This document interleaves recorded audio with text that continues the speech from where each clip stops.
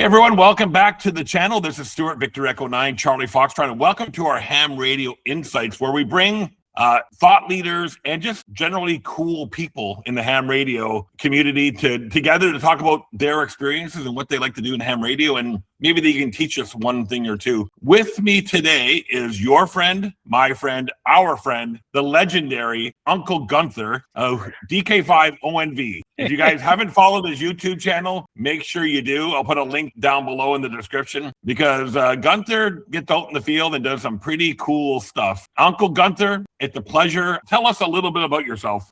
First of all, hello to everybody out there.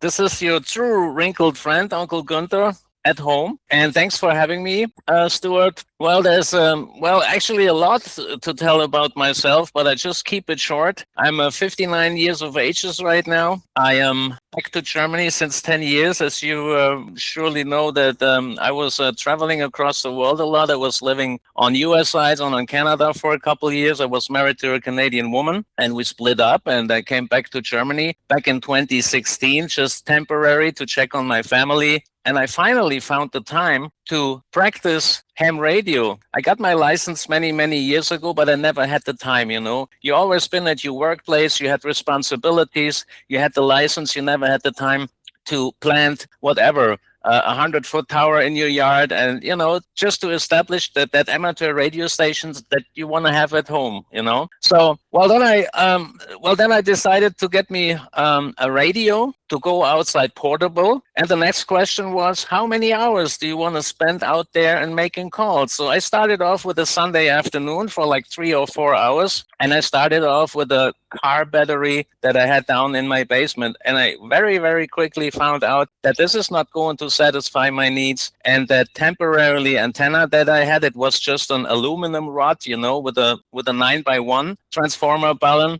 And this wasn't effective enough, and I want to reach out more, you know. So I had conversations with a lot of experienced hams who have been operating portable, being active on field days and stuff like that. And everybody was saying, Gunther, you're having a lot of wishes. You want to operate 80 to 10 meters portable out in the field. We're all telling you, you're not going to be happy with that. 20 to 6 meters, it might work out okay. And if you are a 2 meters and a 70 centimeters guy, you need to do that from a hilly area, you know. And I'm like, hey, you know what? Let's start with 20 to 6 meters, how all these things are working. And then there was my friend Jürgen Rallman, who was building the balance and the transformer boxes for me.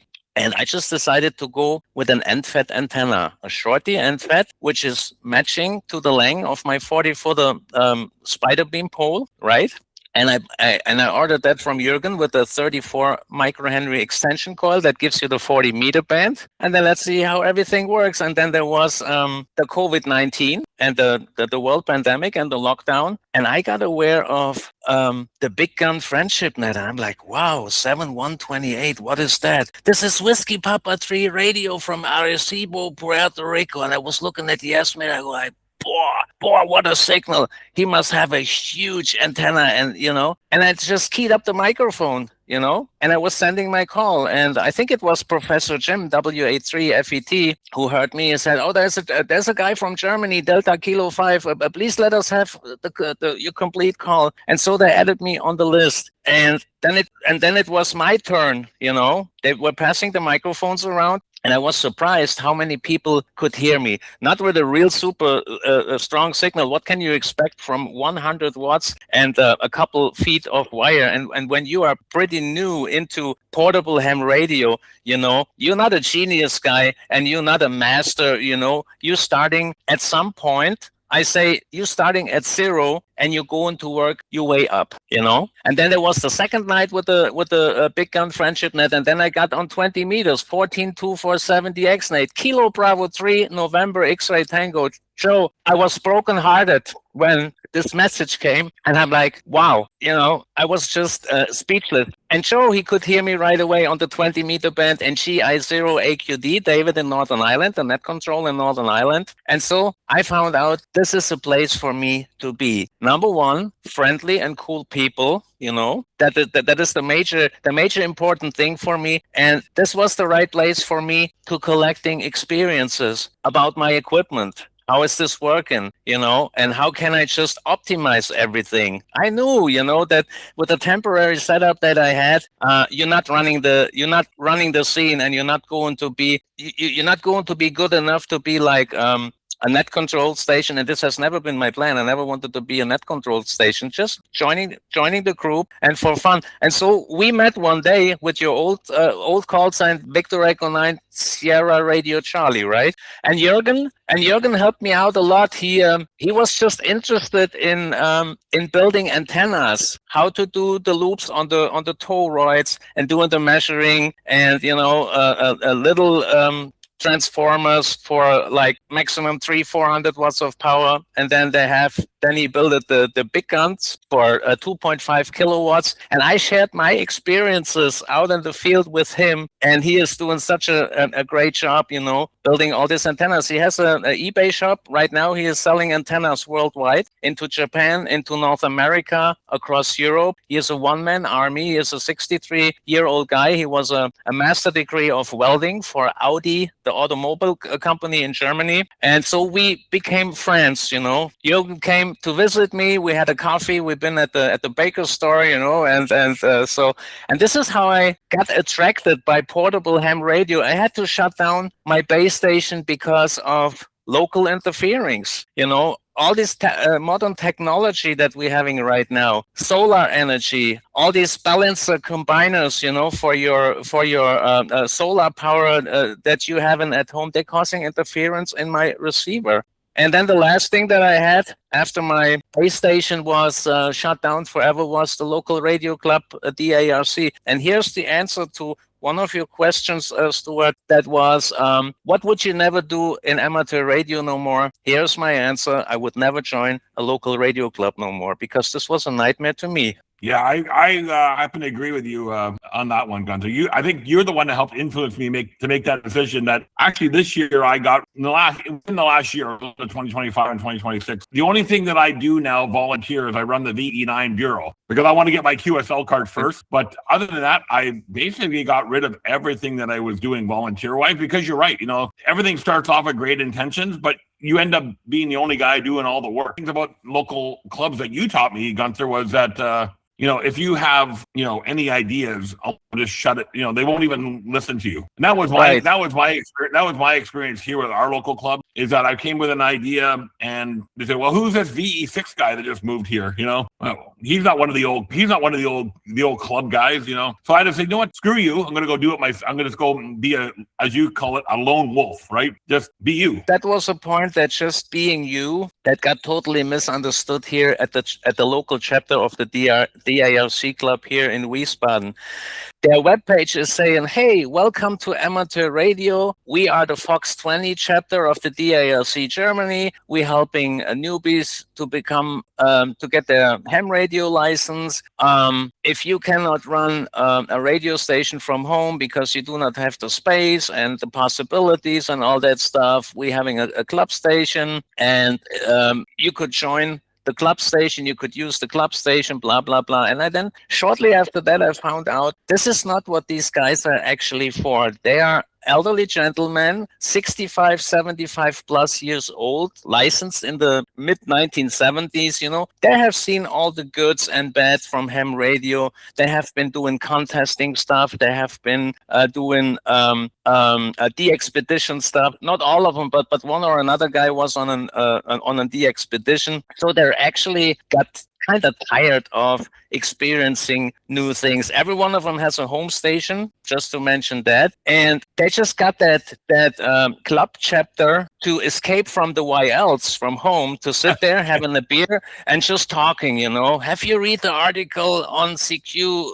magazine, and here is the upload and download converter that I built myself for QO100. I mean, those are interesting things to know about, but I never got the chance to bring myself in. I was going outside portable, and there have been a lot of people approaching me, asking me, looking at my antenna, and they go like, what is this? I do remember, I have been a CB radio guy back in 1976, 1977. This has something to do with it. I said, yeah, this is the licensed portion. It's called amateur radio, and there have been a lot of young kids. And then I told them about the business times of our club chapter that was on every Wednesday. Everybody is welcome to join the chapter. And one or two guys, they came to see us. And then the chairman, the president of our club, he had a serious conversation with me. He said, Gunther, you cannot bring all these people in here. What are you just thinking? And I'm like, hello, isn't that what we are for? And then I had plans. I was looking at the temporarily antenna setup that we had there, and I'm like, hey, can we just, maybe take that long G5 RV off and, replacing that with another antenna, and, that little Radio Shack that we had underneath of the loft. There is so much work that you can do, the insulation for when it's cold in the winter up there and stuff like that. And they gave me the feeling that I was just too much for him. And then I found out very, very quick, Gunther, this is not a place that will give you happiness and warming your heart for the rest of your life. It's springtime right now. You want to go portable and you want to do more for portable ham radio. Concentrate to this, just dive into that and forget about the local radio club. And I kept it that way. And just to mention, I never came home feeling depressed when I was a long night out. It doesn't matter if it was a boiling hot tropical summer night or if it was like really a super breezy, actually freezy cold night. You will never hear me saying, oh, it was freaking cold and I was freezing. No, you just need to dress up the right way, having a hot can with some hot drink with you, and 8-9 hours on the radio are gone, with a blink of an eye. And I never came home pissed off or disappointed or feeling depressed. When I was tired, I fell asleep in my bed with a smile in my face. And when I woke up, I had still a smile on my face.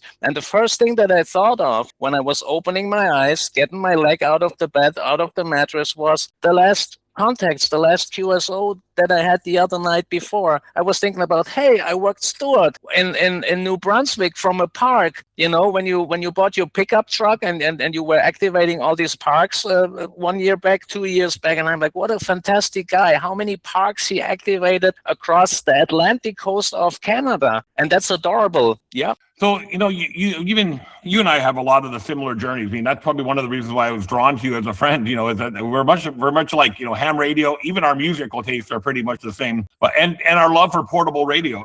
As much as I say, this year I'm gonna build my home shack, I end up always falling back on what more can I do portable? And so similar to you, but I still have a nice home shack because it's nice when it's a crappy day to sit at home and work. And I have a luxury of not. I have solar panel interference for my own solar panels, but we're getting that fixed. If you're not doing parks on the air, you're not doing flora and fauna. You kind of go to the same place a lot because you know that place, and sometimes you sprinkle in some new places.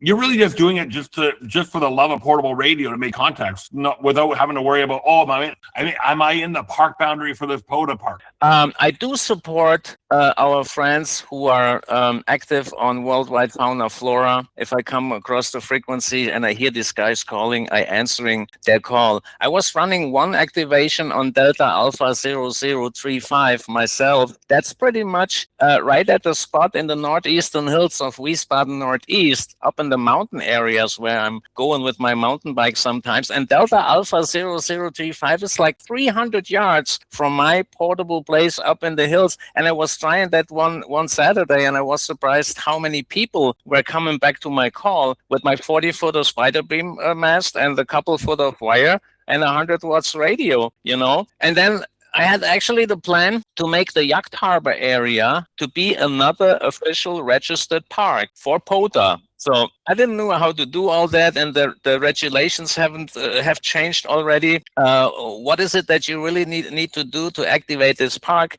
You need to confirm, I don't know how many contacts, and then the administrator, I believe, that's the way they do it. The administrator will list this new spot as a park with a valid park number on the POTA list. And I was thinking, how complicated is that? That sounds to me like the CB radio days in the 1990s. If you want to be an Alpha Tango member, you have to send in QSL cards confirmed from 100 countries, and then the committee of the club is deciding if you're going to be an Alpha Tango member, yes or not. That was back in the 1980s. The regulations have changed by now, and I don't want to say anything bad about it. And then I go like, Gunther, why do you want to do all that stuff? Just be yourself. Go outside whenever you feel like. Don't put yourself under pressure because, oh, you want to support worldwide fauna flora tomorrow, the day after tomorrow, you want to participate a SOTA activation, etc., etc. Just do it the way you feel like,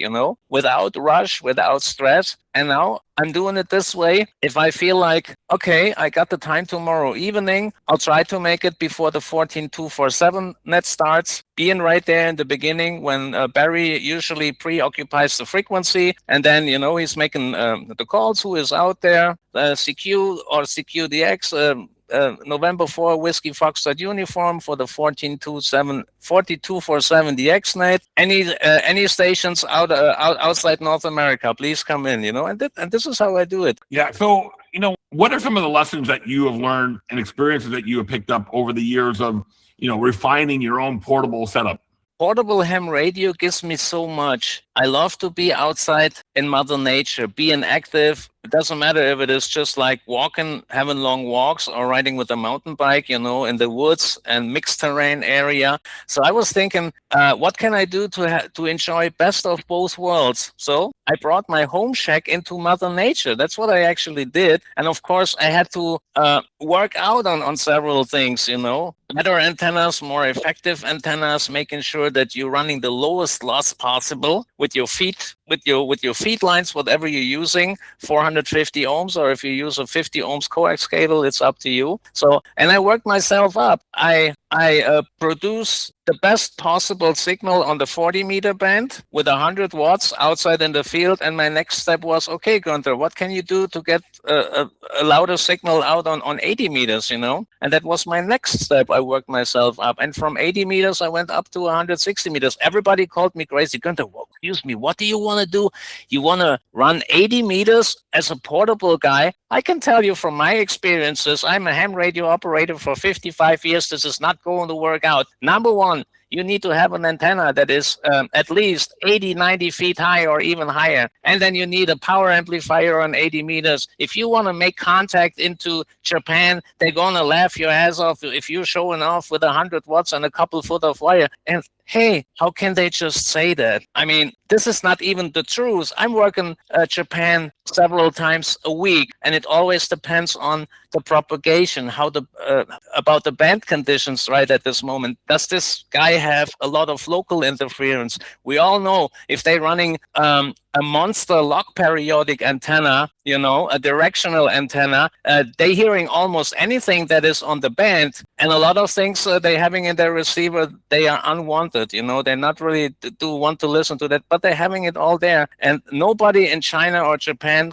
ever complained about my, Gunther, how many feet of wire is that? Oh, that's too short. Next time you're coming back, please bring a longer antenna or set it up just higher. They gave me a signal report. They wanted to know my name. They wanted to know how much of power I'm running, a quick weather report, and then 7-3 until next time, because there have been a lot of more participants waiting on the frequency to say hello to that station from Japan, from India, from Canada, from any place in the world. And I enjoy 80 meters, 160 meters. Yep. So what type of antenna are you running to run 80 or 160? I have a delta loop for the 80 meter band that is 266 feet with a 2x1 and a 4x1 balun. I'm switching in. If I use my 80 meter delta loop during the daylight DX hours, I found out the 4x1 balun is the better ratio for the for the higher bands, for 20 meters, 15 meters, 12 meters. If you use the 2x1, the 2x1 is better for 40 and 80 meter band. So that's why I have these two different balance, the 2x1 and the 4x1.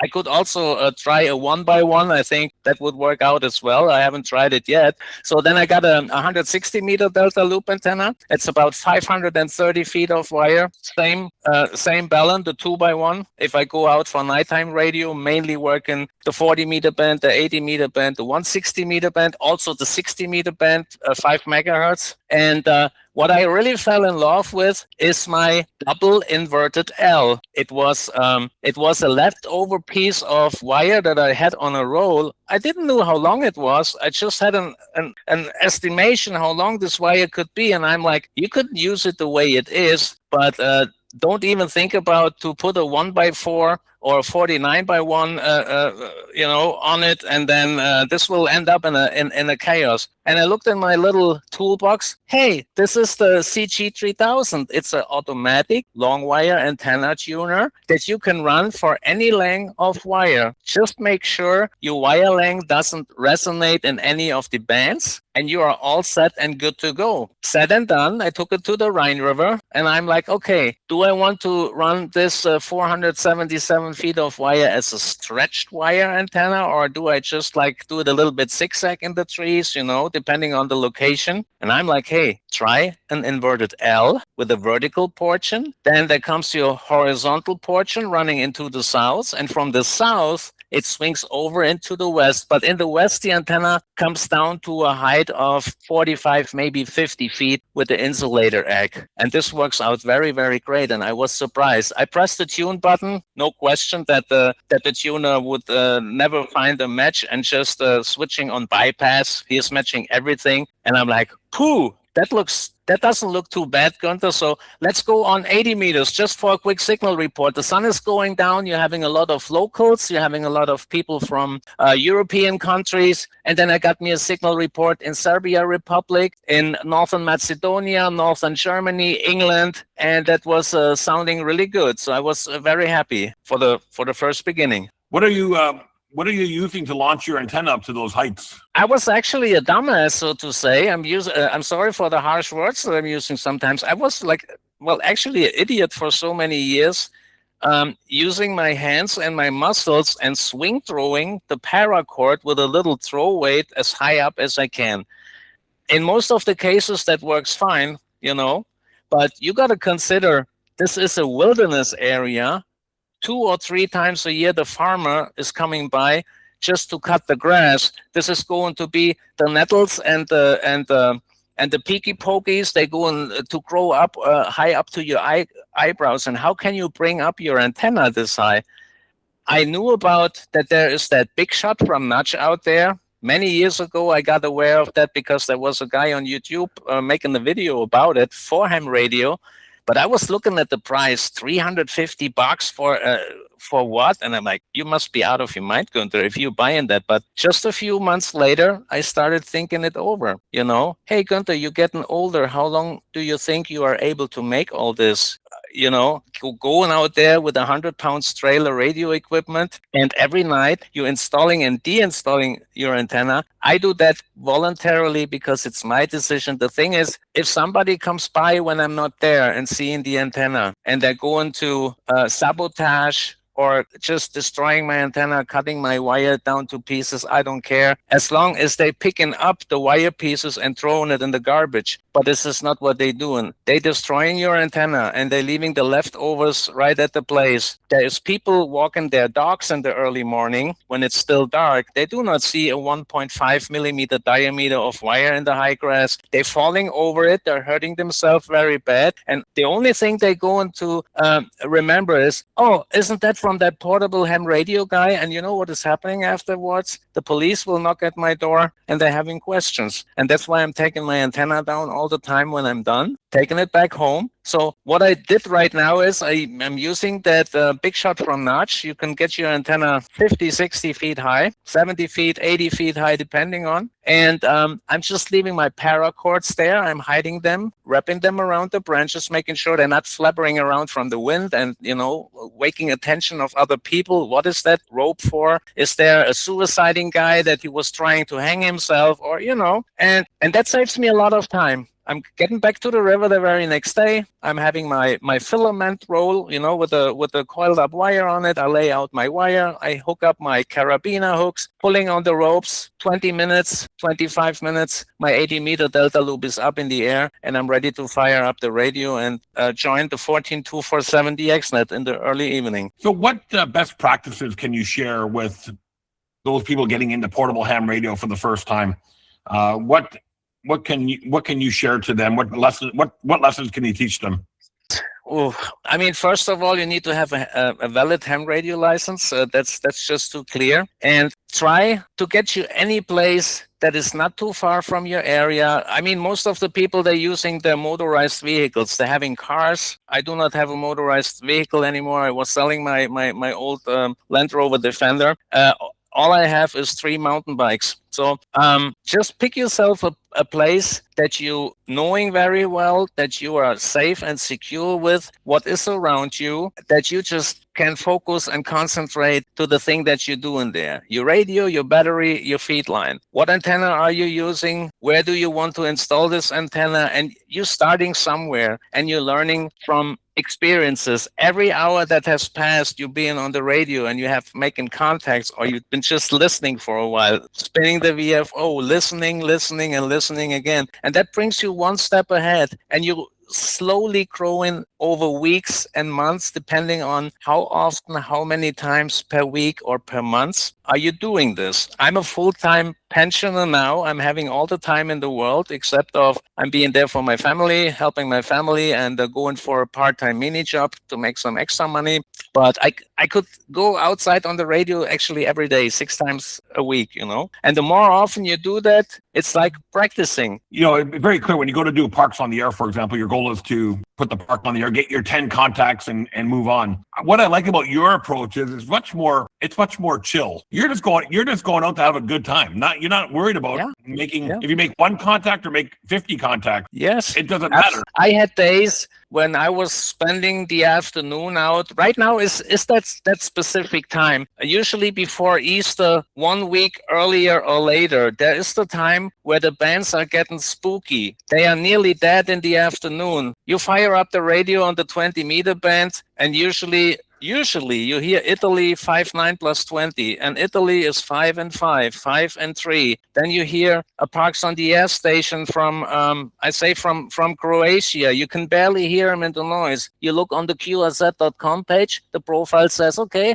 I'm running an FT891 100 watts on a little power cube, and then right now is the time where the bands are super spooky. They can be dead the whole afternoon, but surprisingly, an hour and a half before official sundown, before official sunset, there is the gray line starting, and if the bands might improve, or I call it refreshing, suddenly out of the blue, you hear Zulu Sierra 1, Zulu Sierra 6, not with a strong signal, 5.9. It is a 4x2, a 5x5 maximum, depending on what antenna he is running and how much power, So, and I can strongly recommend everybody who is new to ham radio or who is even a long time ham radio guy, was running his shack or operating from a club station. If you love Mother Nature, if you want to stay busy and active, go outside, give it a go. Give it a try, you will never regret it. And if you have questions, you can email me. My email is good on qrz.com. I'm willing to answer your questions. I'll be happy to do that. And I learned from other people, from their mistakes that they have made, But there was a lot of other things that I found out by myself, learning by doing, practicing. And like I said, I never came home in the super early morning being 12 hours on the radio, crying or being frustrated or thinking about, okay, I quit ham radio now. Tomorrow, all of my shit is going to be on eBay. I'm fed up and sick of all that. Never. There has been one or another guy who was splattering into my frequency like crazy. He really made me upset when I asked him 2 times, hello, sorry, I'm on this frequency here for 1 hour. You have a flex radio. Why don't you look on your digital scope? You should see me 2 kilohertz. If my signal is so weak that you don't notice me barely hearing me, but why don't you look on your digital scope and you should see that there is somebody talking on the frequency? Would you please QSY? Or if there was a guy 5-6 kilohertz away and he was splattering, I was asking him, please, don't stress out your amp. Turn your mic gain down. You are splattering 10 kilohertz wide, you know. That sometimes makes me really like feeling kind of pissy, but not even on days like that. I was never thinking about, Gunther, this is your last day on ham radio. You're going to sell all your shit. You go and find yourself another hobby. Never. I'm a happy ham and I enjoy all the conversations that I have. I made a lot of new friends, which I'm in touch with on WhatsApp, via email, and there's 1,500 videos on my YouTube channel, how I'm practicing portable ham radio. And I was asked, let me say that real quick, I got asked by many people, Gunther, why don't you show us how to build an NFET half-wave antenna? And I'm like, of course I could do that, but to a newbie who doesn't know anything about ham radio, he is new into the hobby, and he wants to build himself his NFET half-wave antenna, and he is typing in homebrew NFET half-wave antenna into the Google search. He is hitting the enter button. What is happening? There is about 150 videos on YouTube. Everybody is doing it the different way, and this guy is watching 1 or 2 videos, and then he got totally confused how to really do it, you know? And that's why I never did videos about building an antenna. I don't want this conversation with the people in the comment section. Oh, I would have done it like this. Why do you do the loops this way and not the other way around, you know? So what you see on my channel is no fake, you know? You see a beautiful scenery of Mother Nature in the winter, in the summer, in the spring, in the fall. You see me working under all kinds of band conditions. There is good days where the big signal's just booming in, and there are some other days where you have to work hard. You hear a station in Falkland Island, Victor Papa 6 something, and you want to work him. And during listening, you find out more information. What antenna system is he running? How much power is he running? How high is his noise interfering maybe on this frequency? And then you can figure out the chances, how high is your chance that you making the trip there, you know, through a pileup of maybe 1,000 stations, they calling in at the same time, want to work Victor Papa 6. Yeah, there's not too many guys like us, Gunther, out there. There's maybe one other that I'm aware of, Salty Walt. I'm sure you ran across Salty Walt. Love Uncle Walter. Uncle Walter, he is the king. He is the king to me. He is a beach boy like me. I gave us that nickname. Walter, we are the beach boys of portable ham radio because he is always surrounded of water out there on the coastline of Virginia, Norfolk, Virginia, where he lives. I'm somewhere at the Rhine River, at the Yacht Harbor or some other place. And on and off during the year, I'm taking the long travel with my mountain bike and with my radio trailer and getting up 16 miles in the northeastern hills on 1,000 foot of elevation. We are on 283 here. And on this short distance, you're going to be over 1,000 feet high. A 100-pound trailer, no e-bike. It's a regular bike, and I'm doing it for the fun because I love to be busy and I love to be outside with my radio. Yeah, I was going to say, there's I think us three. There may be others, but those are the 3 that ring a bell. That are really, I call us the portable DXers. Like, we're not in the park.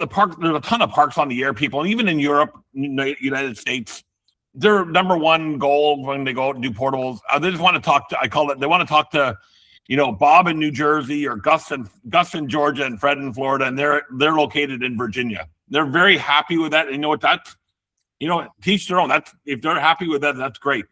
My goal when I go out is I want to work Gunther in Germany, and I want to work Muhammad in Kuwait and Igor in Russia. That's my goal. And I think there's only a handful of us, like I would call us true portable DXers, and I'm very lucky. I'm going to be interviewing. I was supposed to interview Walt yesterday, but unfortunately he had something come up, so we delayed. We're postponed till next week now. But Walt will be on the program sometime in the next week or so. Anyways, that's my passion about ham radio. I love DX and I love portable, so I'm combining the two together. And I can work DX here in the home shack very easily. Of course. You got a super nice antenna up there. I saw the video from your hex beam. You bought yourself an amplifier.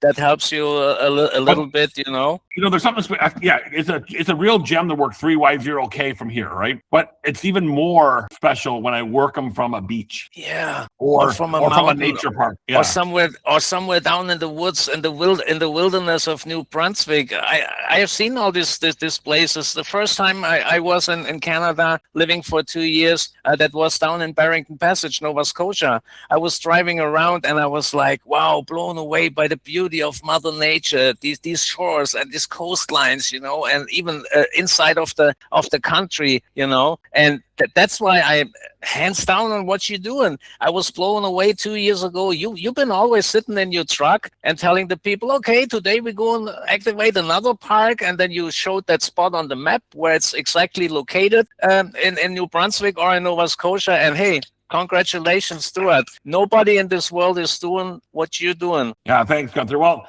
hey, let's wrap it up here because Missy's making my breakfast, and I'm sure I'm going to get the call here anytime soon that it's ready.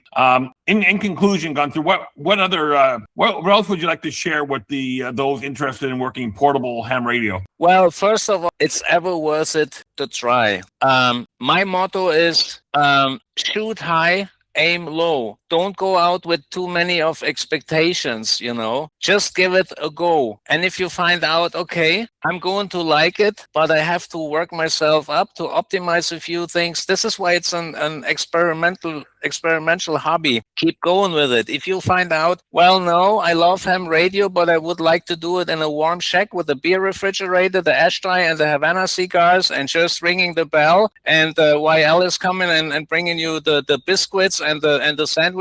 Well, then it's up to you. If you are doubting things right in the beginning before you tried them, before you started on them, this is the wrong way to do it. If you're having doubts, looking at your radio and at your wire antenna, and you go like, with this antenna work in Japan or Australia? No, this is not going to work. Then don't do it. Because if you do it with doubts and there is no Australia on this day, you're going to be demotivated, and then this is game over. Then this is it for you. Always give it a go. Try it as best as you can. That's all I can say. And there is and if it's not working out right away, you're not losing a thing. You're not going to be a loser because you're coming home and you just had 3 contacts in this afternoon, then maybe having 300 contacts. It's not about the numbers. I had this afternoons, the band were dead. I had like 5 or 6 contacts in my log, but I had 2 beautiful conversations for 35, 40 minutes or even 1 hour. And this is what warms my heart. That's a good way to wrap up our chat, Gunther. I always appreciate, first off, I appreciate your friendship, and I appreciate all you do for ham radio. And yeah, if you hear Gunther, check on the 14247 net. You'll probably hear him a couple of times a week on there. I don't know how often you get on the Big Gun friendship net. I don't get on it too often anymore. Now it's only 1 day a week.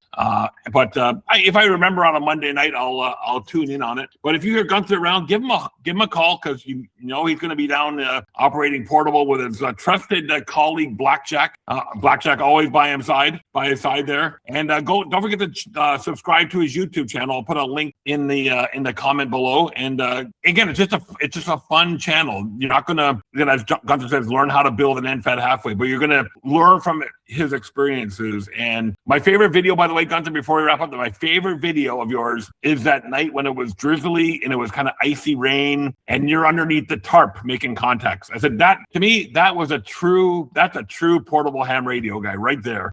I'm having this tarp now for a little bit over 1 year. I'm 7 years full-time, almost 7 years full-time portable now in the field. I was working this weather conditions before I had the tarp, just with my warm parka. I had a rain poncho with me. If it was really continuously raining for over hours, I just covered my radio with the rain poncho, you know. And I was waking up one day thinking, what are you actually doing there, Gunther? Are you a dumbass? Why don't you get you some... You know, people were helping me out with information. Gunther, there is blow-up tents, you know. You're just blowing up with air. You don't need no ground stakes and no more ropes like these usually tents. We know them from yesterday. I have a blow-up tent, yep. And I'm like, hey, guys, just consider This is the measuring of my trailer. It's already full. How many more of stuff you want me to haul around with my muscles, with my legs, you know? So, but then I found this ultralight. It's actually a sun visor. It's a waterproof sun visor that you can use also as a rain shelter. You know, that protects you from rain. And I'm like, okay, this is 2.2 pounds or 2.5 pounds total weight. It will fit on the flatbed of my trailer. I'll buy it. I'll try it. If it's garbage, I'll throw it away, and I gotta work out on something else. So, Stuart, thank you so much for having me. Thank you to everybody who is watching our interview. Let me mention that without Jürgen Rallman, we became very good friends. He is the antenna builder. I'm usually that type of guy who is never buying commercial stuff. But I saw Jürgen's eBay shop, and I was looking at what is he offering on his pallet. I didn't look at the price, how much it is. That was never a point to me. And I'm like, hey, let's try it out. Let's try it out. Buy it. What do you got to lose? Either it works or it works not. And it works out for me perfectly. Thank you so much, Jürgen Rallman. Without you, without your professional work, without your knowledge, my signals would have never get around the world. Thank you so much, Jürgen, and God bless you. And we'll put a link to his eBay store in the comment below as well. Again, Gunther, thanks again for doing this, my friend. I appreciate our friendship and everything you do for Ham Radio. And I'm looking forward to hearing your beautiful voice on the air. I know probably within the next few days. And you are still my most worked contact in Canada. Nobody is to knock on that, you know. My most worked contact from Brazil is Papa Victor 8 Alpha Lima, Brother Helio. I talk to him several times a week. Sometimes I work him 4 times in one afternoon. I hear him on 20, then later on when the sun is down on 17. On 15, you are my most worked Canadian station. I think we're on all bands now. So except for 160, I haven't done 160 yet. Anyway, Gunther, we'll see you later. Thanks again, my friend, and don't forget to subscribe to our channel and go and give Uncle Gunther's YouTube channel a subscription. Well, we're actually going to put it in down below. Gunther, thanks again for doing this, my friend, and 7-3, and we'll see you probably later on this week. A big hug to Ollie and Archie, and say hi to your wife. 7-3, everybody. Okay, DK5 ONV from home.